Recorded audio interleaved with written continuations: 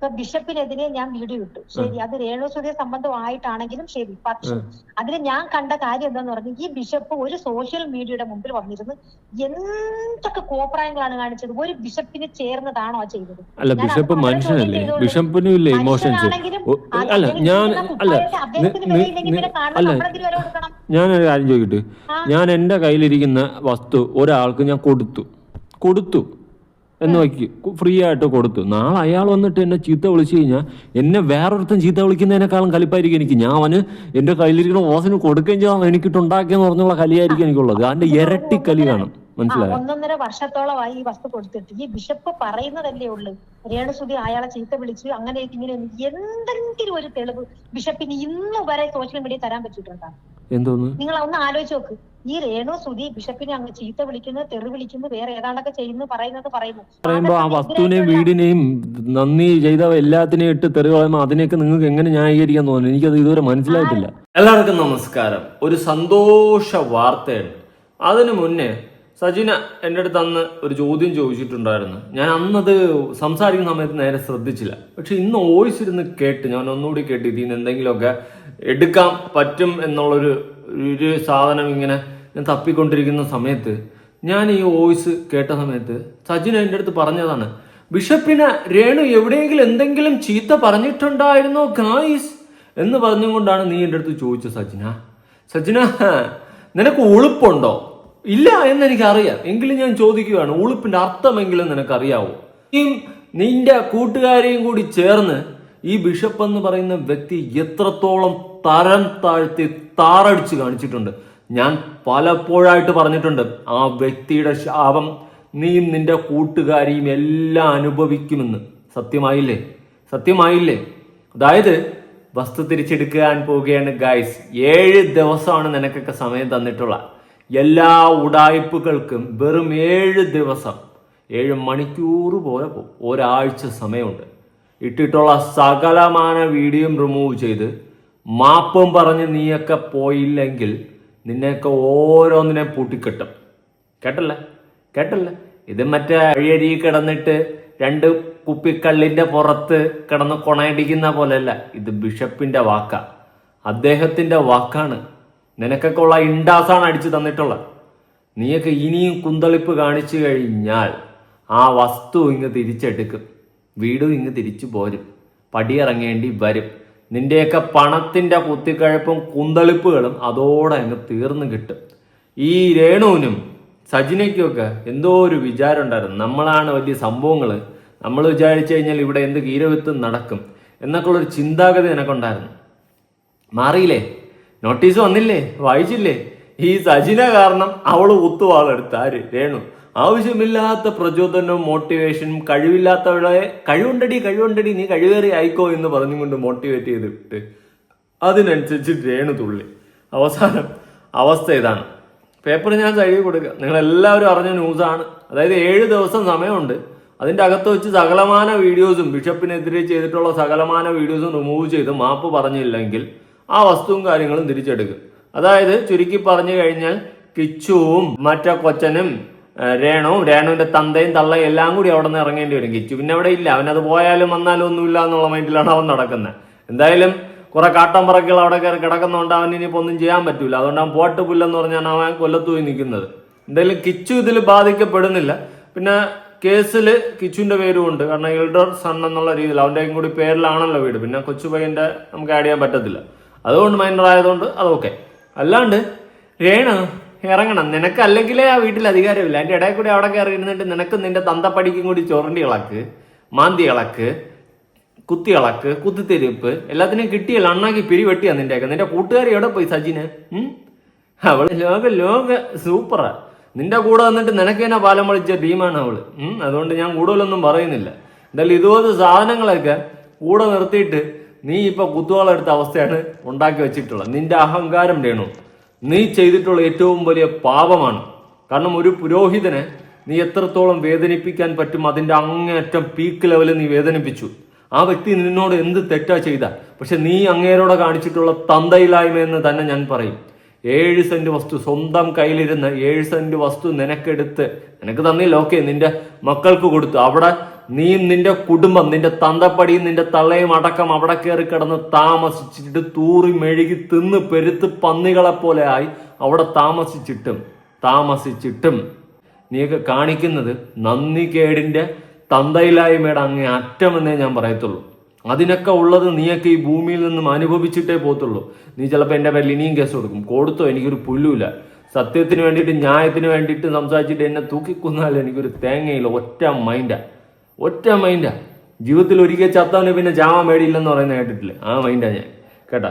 അതുകൊണ്ട് നീ എന്താണെന്ന് വെച്ചാൽ ചെയ്തോ, പക്ഷെ എനിക്ക് ഇതെങ്കിലും 10 പറയാതെ പോയി കഴിഞ്ഞാൽ സമാധാനം കിട്ടത്തില്ല. അറിയണം, നീയും നിന്റെ കുടുംബവും, നിന്റെ മക്കൾ പെടത്തില്ല. നീ നിന്റെ തള്ളയും തന്തയും അടക്കം കാണിച്ചു കൂട്ടിയിട്ടുള്ള പോക്കൃത്തനങ്ങളുണ്ട്. നിന്റെ തങ്കച്ചൻ ആ വീടിനെ ചോറിണ്ടി ഇളക്കുന്നു, മറ്റേ അട്ടയെ പിടിച്ച് മെത്തേ കിടത്തിയ അവസ്ഥയാണ്. നിന്റെ തന്തയും നീയൊക്കെ എവിടെയാണ് നേരത്തെ കിടന്നതെന്ന് നിനക്ക് ഓർമ്മയുണ്ടോ? കിടക്കാനൊരു സ്വന്തമായ ഇടമുണ്ടോ? എവിടെയാ നീയൊക്കെ കിടന്നത്? വല്ലതും ഓർക്കുന്നുണ്ടോ? കിടന്ന സ്ഥലവും ഇരുന്നതും ജീവിച്ചതുമായിട്ടുള്ള സ്ഥലവും വീടും ഒക്കെ നിനക്കൊക്കെ ഓർമ്മയുണ്ടോ?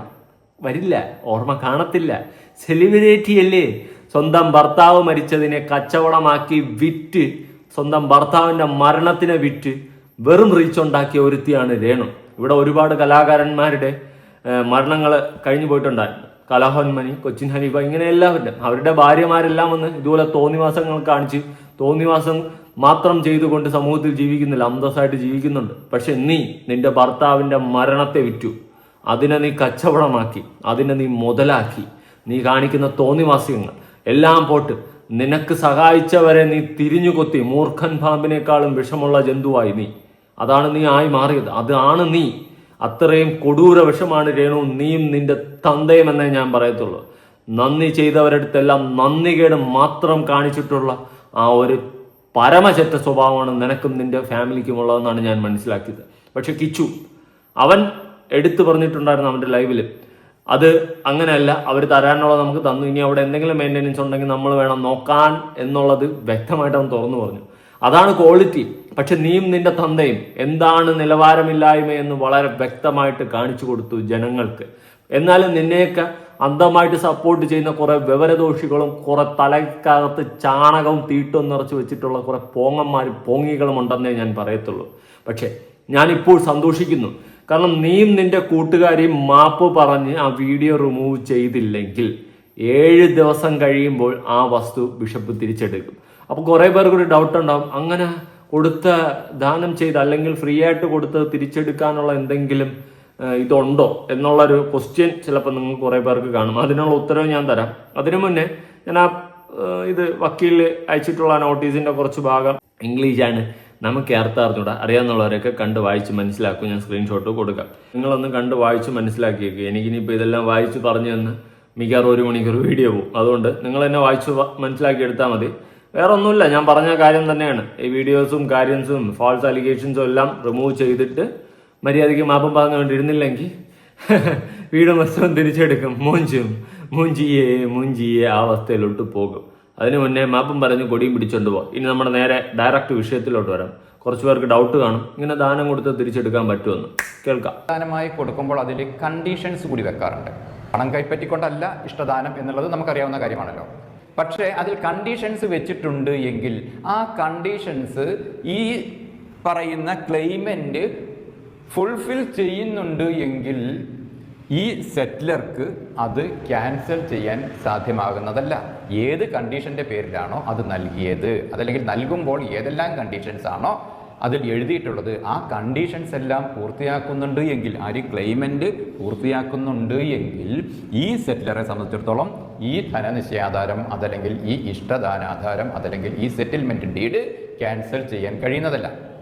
ഇനി എന്തെങ്കിലും കാരണവശാൽ ക്ലെയിമൻ്റ് അതിൽ പറഞ്ഞ വ്യവസ്ഥകൾക്ക് അനുസൃതമായിട്ടല്ല പെരുമാറുന്നത് എങ്കിൽ, ആ ഡീഡിൽ പറഞ്ഞതിന് അനുസൃതമായിട്ടല്ല അയാൾ തുടർന്ന് പ്രവർത്തിക്കുന്നത് എങ്കിൽ, ഉദാഹരണത്തിന് ഇഷ്ടദാനം എഴുതി കൊടുക്കുന്നത് അച്ഛനാണ് എന്ന് കരുതുക.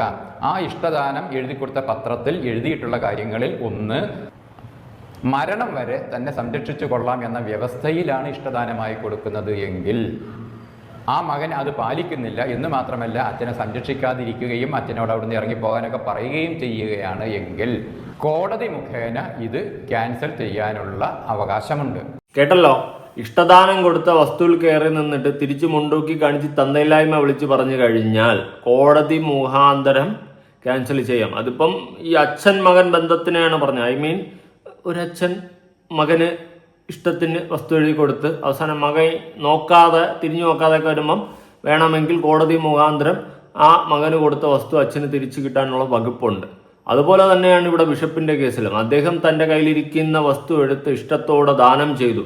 എന്നാൽ ദാനം കിട്ടിയവർ കാലനേക്കാളും ഗതികെട്ട തോന്നിവാസികളാണ്, അല്ലെങ്കിൽ കാണിക്കുന്ന മൊത്തം തന്തയില്ലായ്മയാണെന്ന് തിരിച്ചറിഞ്ഞ സ്ഥിതിക്ക് കോടതിക്ക് വേണമെങ്കിൽ ഇനി ആ വസ്തു തിരിച്ച് എടുത്ത് ബിഷപ്പിന് കൊടുക്കാനുള്ള വകുപ്പുണ്ട് ഇവിടെ. എന്നാലും ബിഷപ്പ് വേണമെങ്കിൽ നന്നായിക്കോ എച്ചിൽ പട്ടികളെ എന്ന് പറയുന്നത് പോലെ ഒരു സാധനം ഇട്ടുകൊടുത്തു. 7 ദിവസം നിനക്കൊക്കെ സമയം തരാം, അതിനു മുന്നേ ആ വീഡിയോസ് റിമൂവ് ചെയ്ത് മാപ്പും പറഞ്ഞ് പൊക്കോ, എങ്കിൽ നിന്നെയൊക്കെ ഞാൻ വെറുതെ വിടാം. ഞാനൊരു കാര്യം പറയാം, എൻ്റെ പൊന്നും മോനെ ബിഷപ്പ് ഹീറോയാണ്, ഉള്ള കാര്യം പറയാം. ആ വ്യക്തി മാനസികമായിട്ട് തളർന്നിട്ടുള്ളത് നേരിട്ട് കണ്ടിട്ടുള്ള ഒരു വ്യക്തിയാണ് ഞാൻ ആ വ്യക്തിയുടെ ആ ഒരു ഹട്ടിൽ പോയിട്ടുള്ള ഒരു വ്യക്തിയാണ്. ഞാൻ അന്നവിടെ കണ്ട സമയത്ത് എന്ത് തെറ്റാണ് അദ്ദേഹം ചെയ്തതെന്ന് എനിക്കിതുവരെ പിടികിട്ടുന്നില്ല. എന്ത് തെറ്റാണ് അദ്ദേഹം ഇത്രയും മാനസികമായിട്ട് തളരാൻ വേണ്ടി മാത്രം ചെയ്തതെന്ന് എനിക്ക് മനസ്സിലാവുന്നില്ല. സ്വന്തം കയ്യിലുള്ള വസ്തു ഒരാൾക്ക് ഓസിന് കൊടുക്കുന്നു. കുറച്ച് ദിവസം കഴിഞ്ഞ് ഞാൻ എന്തോ വലിയ സംഭവമെന്ന് സ്വയമേ തോന്നിക്കൊണ്ട് തിരിച്ചു കൊത്തുകയാണ് ചെയ്യുന്നത്. തന്തയില്ലായ്മ, അല്ലാണ്ടൊന്നുമില്ല. അതാണ് ഇവിടെ ചെയ്തിട്ടുള്ളത്. സീരിയസ്ലി പറയാലോ, ഒരു മനുഷ്യനും ഈ ബിഷപ്പിന്റെ അവസ്ഥ ഉണ്ടാവാതിരിക്കട്ടെ. അതുപോലെ തന്നെ ഫിറോസ് ബായുടെയും മറുനാടന്റെ ഒക്കെ അവസ്ഥ. ദാനം ചെയ്തുകൊണ്ട് അവരുടെ വായിലിരിക്കുന്നത് കേൾക്കേണ്ടി വന്നിട്ടുള്ളൊരവസ്ഥ, അത് ഒരിക്കലും പറഞ്ഞറിയിക്കാൻ പറ്റത്തതെന്ന് ഈ അട്ടയെ പിടിച്ച് മെത്തേ കിടത്തിയ അവസ്ഥയാണ്. ഈ ചെളിക്കുഴിയിൽ കിടന്ന് ചാകേണ്ടത് അവിടെ തന്നെ കിടന്ന് ചാകണം. അതിനെ പിടിച്ചുകൊണ്ട് മാർബിളിൽ ഇരുത്തി കഴിഞ്ഞാൽ അവസ്ഥ ഇതായിരിക്കും. സത്യം, ഇതിനൊന്നും വിവരമില്ല, ബോധമില്ല, പൊക്കണമില്ല. എവിടെയൊക്കെ കിടന്ന സാധനങ്ങൾ. അതൊക്കെ അത്യാവശ്യം നല്ലൊരു സ്ഥലം കണ്ടപ്പോൾ എന്ത് ചെയ്യണം ഏത് ചെയ്യണമെന്ന് അറിയത്തില്ല. പിന്നെ അവിടെ കുറ്റം കണ്ടുപിടിക്കലായി. കൊടുത്തവരെയും തന്നവരെയും സഹായിച്ചവരെയും തെറിവിളിപ്പായി പണി. പിന്നെ ബിഷപ്പിനെ വിഷപ്പാമ്പെന്ന് വിളിക്കുന്നുണ്ട്. തോന്നിവാസങ്ങൾ മാത്രം കാണിക്കുന്നുണ്ട്. ഞാൻ കുറച്ച് നാൾ മുന്നേ ഉള്ള സജിനയുടെയും രേണുവിൻ്റെ ഒരു വീഡിയോ കൊടുക്കാം. രണ്ടുപേരും കൂടി ഇരുന്ന് സംസാരിക്കുന്ന പോക്കൃത്തനമാണ്. ആ ബിഷപ്പ് എന്ന് പറയുന്ന വ്യക്തിയെ പറ്റിയിട്ട് ഈ സജിനയും ഈ പറയുന്ന രേണുവും എന്ത് മോശമായ കാര്യങ്ങളാണ് പറയുന്നത്. നല്ലൊരു പദവിയിലിരിക്കുന്ന ഒരു വ്യക്തിയാണ്. ആ വ്യക്തിയെ താറടിച്ച് വെറും ചീഞ്ഞ രീതിയിൽ പ്രസന്റ് ചെയ്യുന്നത് കാണുമ്പോൾ തന്നെ അടിച്ചലവ് കീറാനാണ് തോന്നുന്നത്. അമ്മാതിരി പോക്കൃത്തനാണ് കാണിക്കുന്നത്. അമ്മാതിരി അത്രയും തന്തയില്ലാത്ത വർത്തമാനമാണ് ഇവളുമാരെല്ലാം പറയുന്നത്. നിങ്ങളൊന്ന് കണ്ടു നോക്ക്. ഇപ്പം അവർക്ക് വേണ്ടി എനിക്ക് ഫൈറ്റ് ചെയ്യാൻ തോന്നിയെടുത്തെല്ലാം ഞാൻ ഫൈറ്റ് ചെയ്യും. വേറൊരു കാര്യം ഞാൻ ഇവിടെ പറഞ്ഞേക്കാം. ഞാൻ ഒരു ട്രാജഡി ഉണ്ടായെന്ന് പറഞ്ഞില്ലേ, രേണു സുധിക്കെതിരെ ഇട്ട ബിഷപ്പിന്റെ വീഡിയോയ്ക്ക് ഞാൻ മെൻഷൻ ചെയ്ത വീഡിയോ ഇട്ടില്ലേ, ബിഷപ്പ് അല്ലേ ബിഷപ്പാമ്പ്, അത് തന്നെ ഞാൻ പറഞ്ഞ ആ ബിഷപ്പ് ഇന്നലെ ബിഷപ്പ് പാമ്പ്. ഉളുപ്പുണ്ടോ രേണോ നിനക്ക്? നിനക്ക് ഉളുപ്പുണ്ടോ? നിനക്കതില്ല.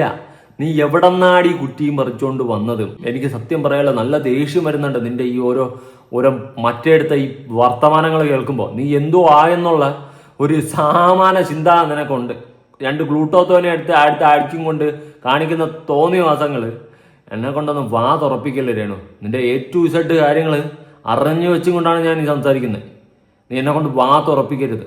നിനക്ക് എന്തോ ആയെന്നുള്ളൊരു ചിന്തയുണ്ട്. സ്വന്തം ഭർത്താവ് ചത്തതിൽ ഏറ്റവും കൂടുതൽ സന്തോഷിച്ചൊരു ഭാര്യയായിരിക്കും നീ. എന്നിട്ട് സുനിച്ചേട്ടാ ശുണ്ണി എന്ന് പറഞ്ഞുകൊണ്ട് വിളിച്ചും കൊണ്ട് നാട്ടുകാരെ പറ്റിച്ച് കണ്ണീർ പൊടിയിട്ട് എന്തൊക്കെ നാടകങ്ങളാടി നീ കാട്ടിക്കൂട്ടിയത്. അവസാനം നിന്നെ സഹായിച്ചവരെ തൂറി വാരി എറിഞ്ഞ അവസ്ഥയാണ് നീ കാണിച്ചു വെച്ചിട്ടുള്ളത്.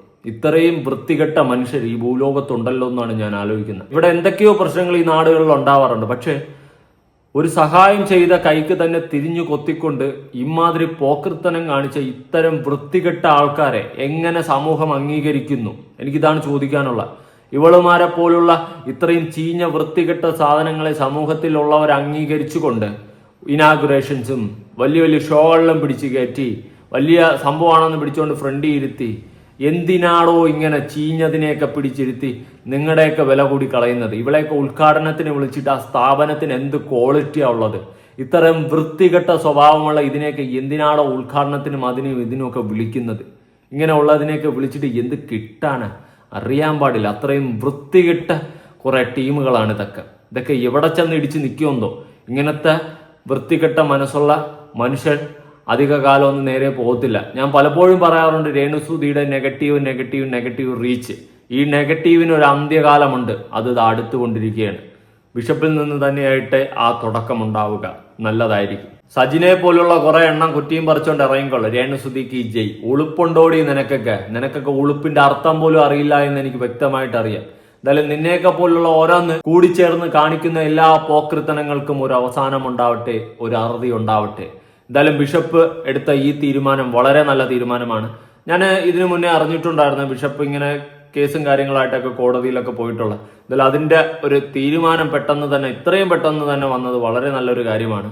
എന്തായാലും തുടർന്ന് ഇതിന്റെ നടപടികൾ ഉണ്ടാവട്ടെ. ആ വീട്ടിൽ നിന്നും ഇവളെയും ഇവളുടെ തന്തയും തള്ളയും ഇറക്കി വിടുന്ന ഒരു അവസ്ഥ ഉണ്ടായ അത്രയും നല്ലത്. ആ പിള്ളേർക്ക് ആ വീട് കിട്ടിക്കഴിഞ്ഞാൽ എനിക്കൊരു തെറ്റുമില്ല, അവർക്ക് അർഹതപ്പെട്ടത് തന്നെയാണ്. അവർ രണ്ടുപേരും അവിടെ താമസിക്കാൻ അർഹത തന്നെയാണ്. പക്ഷെ ഇവളും ഇവളുടെ തന്തയും തള്ളയും ഒരു ക്വാളിറ്റിയും ഇല്ല. പ്രത്യേകിച്ച് ഇവളുടെ തന്തയും ഇവളും ഒരു ക്വാളിറ്റിയില്ല, ഒരു അർഹതയുമില്ല. ഇത്രയൊക്കെ അവരെയും അവരുടെ വീടിനെയും ഒക്കെ കുറ്റം പറഞ്ഞിട്ട് വീണ്ടും ഉളുപ്പില്ലാണ്ട് നാണം കെട്ട വർഗങ്ങൾ അവിടെ തന്നെ കയറി കിടന്ന് ഉറങ്ങുന്നുണ്ടല്ലോ, തൂറിയും പെടുത്തും കിടക്കുന്നുണ്ടല്ലോ എന്ന് തന്നെ ഞാൻ പറയുന്നു. ഇത്രയും വൃത്തികെട്ട നികിഷ്ട ജന്മങ്ങളെ എനിക്കൊന്നും പറയാനില്ല. നിന്നെയൊക്കെ പോലുള്ളത് ചാകുന്നതിന് മുന്നെയെങ്കിലും 10 നല്ല കാര്യം ചെയ്ത് നല്ല രീതിയിൽ ചിന്തിച്ചിട്ട് നല്ലതാർക്കെങ്കിലും വേണ്ടി ചെയ്തിട്ട് ചാകാൻ നോക്ക്. അല്ലെങ്കിൽ ജീവിതം കൊണ്ട് ഒന്നും ആകത്തില്ല. ഇങ്ങനെ ഉളുപ്പില്ലാണ്ട് ഇത്രയും വൃത്തികെട്ട രീതിയിൽ ഇത്രയും വൃത്തികെട്ട സ്വഭാവങ്ങളും കാണിച്ചു വെച്ചുകൊണ്ട് ഈ ഭൂമിയിൽ വെറും ഭാരമായിട്ട് തിന്നും തൂറിയും വെറുതെ പ്രവർത്തിക്കുന്ന മെഷീനായി ആർക്കും ഉതവാത്ത വെറും തീട്ടങ്ങളായിട്ട് ഇങ്ങനെ ജീവിക്കുന്നതിലും ഭേദം ഓ മൈ കടവുളെ ഒന്നും പറയാനില്ല. നിങ്ങളുടെ അഭിപ്രായങ്ങളും കാര്യങ്ങളും ഉറപ്പായിട്ട് താഴെ പുതിയൊരു വീഡിയോ ആയിട്ടാണ്. ബൈ.